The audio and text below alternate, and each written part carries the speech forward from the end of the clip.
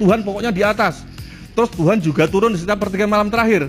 Padahal sepertiga malam terakhir itu selalu ada, setiap detiknya ada. Berarti Tuhan tidak pernah di atas loh. Jadi kontradiksinya di situ maksud saya Pak Jo. Kalau orang nggak mau menakwil tangan, kaki Allah tidak ditakwil, betul-betul punya. Lalu wajah juga betul-betul wajah Allah, tidak ditakwil, tidak dimaknai lain. Akan sangat lucu begini. Kullu syai'in halikun illa wajhah. Semua hal apapun akan hancur kecuali wajah Allah. Berarti tangannya Allah, kakinya Allah juga hancur kecuali wajahnya. Karena semua hal ya. Ya kan jadi lucu.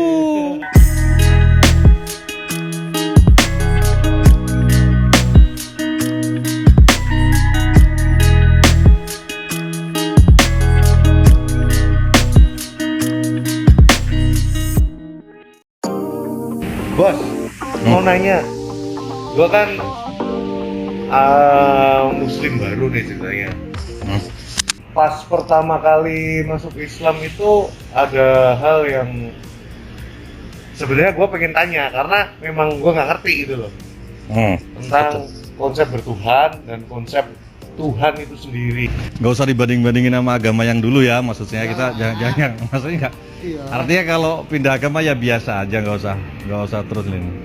Di Islam ya, yang secara garis besar ada dua kelompok. Meskipun sebenarnya teologi di Islam juga macam-macam, tapi secara garis besar ada dua. Yang bilang misalnya ya sudah, ketika misalnya laisa kamitslihi syai'un, Allah itu tidak ada yang menyamai, maka makhluk apapun tidak menyamai dia juga tidak sama dengan makhluknya. Misalnya yang mainstream ya bilang ya sudah, Tuhan itu sama sekali tidak sama dengan makhluknya. Itu artinya jangan dibilang Tuhan bertempat tinggal, tidak boleh. Juga misalnya ditunjuk Tuhan ada di atas, di bawah, kanan, kiri. Kalau sekedar penunjukan itu menunjukkan bahwa sifat al-uluwu was-sumuwu, bahwa artinya Tuhan itu maha tinggi boleh. Tapi jangan juga kemudian mengartikan kalau tunjuk ke atas itu benar-benar Tuhan di atas. Jangan begitu juga. Termasuk kalau dikatakan di tangan Tuhanlah segala sesuatu dan segala macam, itu ada dua juga, itu ada dua aliran besar. Yang satu bilang benar-benar Tuhan punya tangan. Ada yang bilang ya enggak boleh gitu dong, artinya itu adalah kekuasaan. Kalau dibilang punya tangan nanti kayak makhluk dong gitu. Terus satunya ya pokoknya ayatnya seperti itu, ya sudah diartikan punya tangan, punya kaki, istiwa atau duduk di atas aras, maksudnya begitu. Cuman kita nggak tahu caranya. Manusia itu kan mikirnya gini ya. Man yang menjadi masalah itu tadi loh, akhirnya enggak juga, ada juga yang memang misalnya dikatakan zuntikom, betul-betul membalas dendam, tapi bukan bayangnya. Enggak seperti enggak. Tetapi yang balas dendam sama mantan gitu. Kalau sama mantan tuh nggak usah balas dendam, dimaafkan saja. Jangan pura-pura Anda tidak bersalah juga, gitu kan? Enggak lah kalau sama mantan. Nggak, artinya bahwa Tuhan bisa menghukum, bahwa azabnya pedih dan lain-lain itu ada, betul. Tapi dalam hal ini ingat bahwa Allah itu menyatakan dirinya wa rahmati wasi'at kulla syai'in. Jadi selalu Allah itu mendahulukan, kalau memperlakukan hambanya itu selalu didahulukan kasih sayangnya. Artinya neraka betul ada, azab Allah betul ada. Tapi kalau Anda adalah dari golongan orang yang la ilaha illallah, jangan pernah berkecil hati, jangan pernah berprasangka buruk bahwa nanti Tuhan akan menyiksa. Enggak, lebih baik husnudzon, karena Allah sendiri kan mendeklarasikan dalam hadis qudsi ya, ana inda dzanni abdi bi, aku akan memperlakukan hambaku sesuai dengan prasangka dia itu, saya akan memperlakukannya seperti apa. Kan lawung sama-sama tinggal prasangka aja, kok apa susahnya kan? Prasangka baik itu menyehatkan juga ya. Menyehatkan. Kayak 4 sempurna, 5 sehat 4 sempurna. Kebalik ya, 4 sehat 5 sempurna. Begitu deh. Gara-gara ngomong mantan sih jadinya belibet begini. Nah, kita lanjut lagi tadi. Yang lagi rame tadi maksudnya yang kita bahas itu soal terus jadi Tuhan tuh di atas apa di bawah, itu yang jadi masalah tuh begini, Mas. Ada ayat-ayat yang mayoritas umat Islam itu kemudian mengatakan harus ditakwil, harus ditafsirkan. Kalau dikatakan Tuhan punya tangan misalnya, kadang-kadang kita harus menakwilnya sebagai kekuasaan lah, sebagai apa, tidak boleh letter. Tujuannya gini, misalnya bayangkan ya, yang kelompok pertama yang sama sekali tidak mau mentakwil tadi itu bilang gini, Allah itu beristiwa di atas arsy. Ya istiwa artinya kan gitu deh ya, duduk bersila atau apa. Meskipun mereka mengatakan tentu saja istiwanya tidak sama dengan istiwanya makhluk, tetapi tetap artinya nggak boleh dirubah. Bener-bener di atas arsy. Ini nggak boleh dirubah kata dia. Padahal arsy itu ada di dalam kerajaan Allah, ya toh. Terus ayat lain ada yang bilang biyadihil mulku misalnya, bahwa kerajaan kekuasaan Allah ada di tangan Allah. Ini juga tidak boleh ditakwil misalnya. Terus gimana? Di satu sisi Allah ada di dalam kerajaannya, di satu sisi kerajaannya ada di tangannya.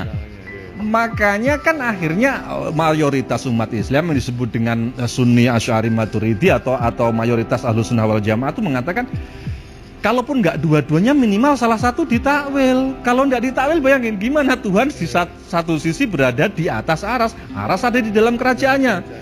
Kemudian kerajaan ada di tangannya. Anda membayangkan aja bingung, rumit gitu kan. Atau misalnya begini disebutkan di sepertiga malam terakhir Allah turun ke bumi menjawab misalnya. Mayoritas ulama yang Ahlus Sunnah wal Jamaah mengatakan jangan diartikan turun betul-betul nanti seperti Tuhan punya fisik. Nah, jadinya mujassimah nanti seperti kayak agama pagan, Pak. Artinya mengartikan Tuhan itu sesuatu yang bisa dikomprehen. Jadi kayak fisik. Jadi begitu nanti. Sementara Tuhan sama sekali tidak boleh dipersepsikan seperti itu. Nah, artinya kemudian kita harus memahami yang turun apanya? Rahmatnya kah? Utusannya kah? Itu pertama. Kedua, bayangin, Pak. Ketika Anda berada di Merauke sepertiga malam, katakanlah itu jam 3 Pak ya. Jam 3 di Merauke itu di Aceh atau sebelah baratnya lagi kan belum jam 3 Pak. Masih malam. Nah, artinya kalau dikatakan setiap sepertiga malam Allah turun, sementara waktu itu kan berbeda-beda. Berarti Allah tidak pernah tidak turun dong. Karena gitu kan? Bayangin, di setiap detik itu ada sepertiga malam terakhir itu loh maksudnya. Di semua tempat. Di semua giliran kan? Berarti Allah selalu turun dong. Padahal dia bilang katanya Allah di atas tadi. Loh, jadi kontradiksi toh di sini. Makanya silakan salah satunya ditakwil dong minimal. Kalau tidak mau menakwil semua, minimal salah satu ditakwil biar ketemu. Kalau salah satunya sama sekali tidak ditakwil, misalnya Tuhan pokoknya di atas, terus Tuhan juga turun di setiap sepertiga malam terakhir. Padahal sepertiga malam terakhir itu selalu ada, setiap detiknya ada. Berarti Tuhan tidak pernah di atas loh. Jadi kontradiksinya di situ maksud saya Pak Jo. Nah iya betul. Terus satu lagi begini. Itu buminya bulat berarti Pak. Oh iya kalau itu sains lagi baca flat earth ya. Bintangnya ngomong. Ini sebelum ilmuwan Eropa bicara, sebelum zaman Kopernikus ya, itu ulama muslim dari dulu sudah banyak yang bilang bahwa bentuk bumi bulat itu sudah dari dulu. Artinya ide konsep itu tuh justru dari kaum muslimin sendiri. Juga tidak bertentangan dengan ayat misalnya apakah kalian tidak melihat bagaimana bumi kami bentangkan.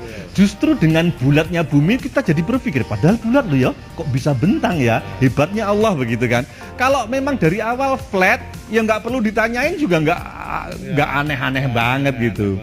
Terus gini Mas, jadinya orang misalnya kalau ketika bilang Allah di atas, benar-benar di atas, sementara konsep yang sampai hari ini terbukti secara saintifik, bumi itu bulat. Atas dan bawah itu relatif loh Pak Jo. Mohon maaf, kalau siang kita bilang atas, itu bagi orang New York itu bawah loh.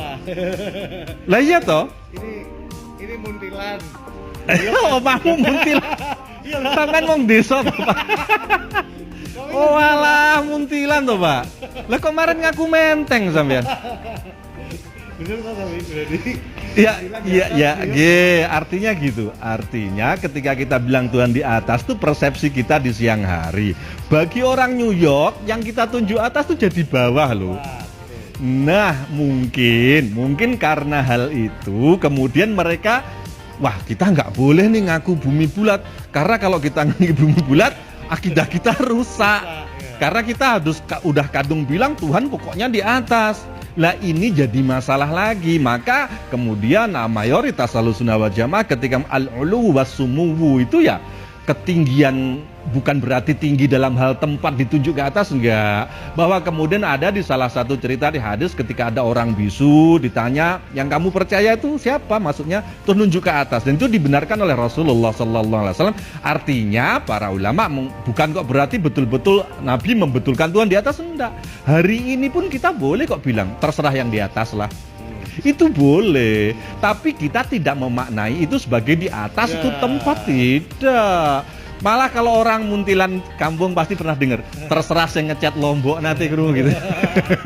Masa Tuhan ngecat Lombok? Ya artinya bukan kok berarti Tuhan bawa alat cat, tidak. Artinya Tuhan yang Maha Kuasa yang membuat cabai itu kalau sudah tua berwarna merah.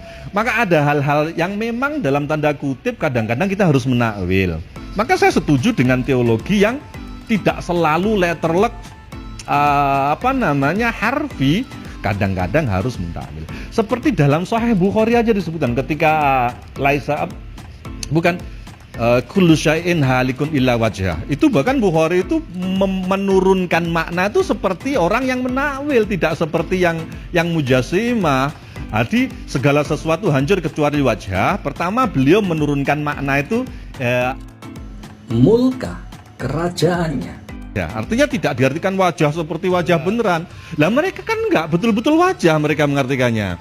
Lalu kemudian yang kedua Imam Bukhari menurunkan makna itu ma'urida bihi wajhullah, sesuatu yang ditujukan kepada Allah. Itu pun maknanya wajhullah tetap zatuh, tidak juga mengatakan wajah.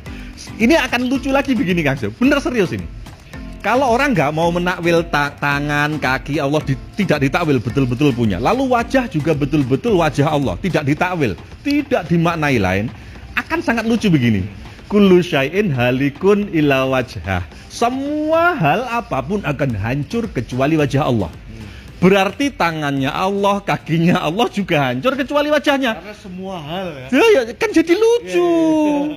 Artinya makanya ulama itu waspada sehingga memang harus ditakwil. Salah satunya misalnya tangannya atau kakinya yang disebut di ayat itu harus ditakwil dengan makna lain, atau wajah yang ditakwil. Sehingga kalau ketemu kullu syai'in halikun illa wajah, enggak jadi kacau begini. Ya kan? Kalau tangan dengan kekuasaan apa lain-lain enggak kacau. Kalau tidak ditakwil akhirnya semua hal nanti akan hancur kecuali wajah Allah. Padahal tadi dia bilang Allah punya tangan lah, punya kaki. Berarti tangan kakinya Allah hancur kecuali wajahnya, loh, kan masalah. Plus kalau kita berpikiran seperti itu kan seolah-olah kita, wah Tuhan kok seperti idol ya, seperti berhala jadinya kan.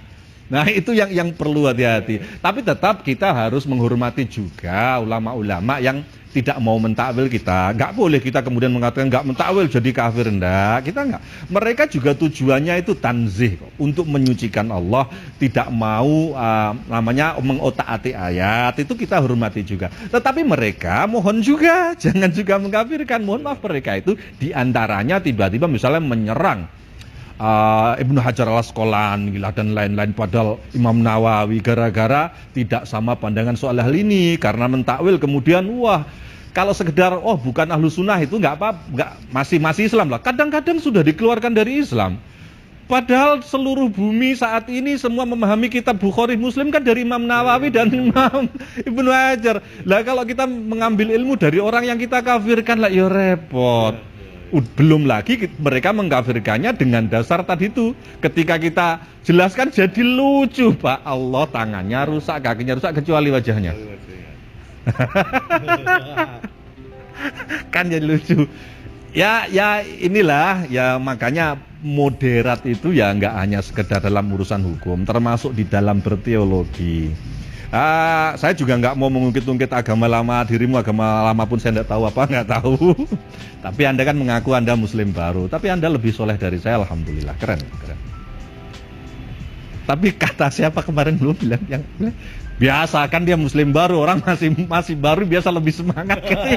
Ntar kalau lama juga kayak kita juga. Ya moga Anda semakin lama malah semakin khusyuk, semakin soleh lah. Amin. Makanya kalau yang nggak ngerti aku tanya ke Pak Alex. Ya kita juga bukan ahlinya, cuman ya dikit. Pak Alex lebih lama. Dikit, iya betul. Dikit-dikit bisa lah baca kitab, juga pernah ngaji punya guru lah gitu kan. Ya begitulah Jo, Tapi juga tidak semua yang saya katakan pasti benar, saya enggak ya. Kita tetap membuka ruang sebenar apapun yang kita yakini, ya tetap membuka bahwa mungkin orang lain lebih benar. Yang penting kita jujur, ikhlas dan tidak mencaci maki ketika kita berbeda pendapat. Itu saja sih.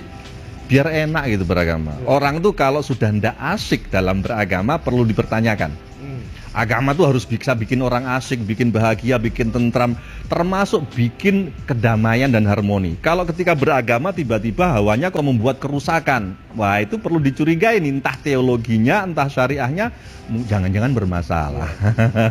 Artinya kemanusiaan dalam Islam itu kan setelah bicara teologi tuntas, kemanusiaan tuh menjadi sangat penting. Kalau kemudian teologinya katanya sudah benar, kok kemanusiaannya tidak salah, jangan-jangan teologinya yang salah, cara dia mempersepsikan Allah yang salah. Allah tidak begitu persepsinya. Maka ketika persepsi kita benar tentang Allah, mestinya menjadi sikap itu juga mengikuti Rahman Rahimnya itu, Raufur Rahimnya. Ingat ya, Kanjeng Nabi itu Muhammad, manusia makhluk, itu dalam ayat disebut Raufur Rahim loh. Allah juga Raufur Rahim. Tentu saja berbeda Raufur Rahimnya Allah dengan manusia tentu beda. Tapi artinya kita dikasih petunjuk, lu harus ngikutin Allah yang punya sifat Rahman Rahim. Ya begitu saja. Nggak mau menggurui sih, Jo. Cuman karena aku kan lebih lama Islamnya dari lu. Iya tuh, paling penting. Meskipun itu lebih soleh ya. Mungkin itu lebih soleh. Menarik sekali. Ini berita apaan sih? Paham nggak? Nggak tahu apa itu maksudnya. Tahu. Oh.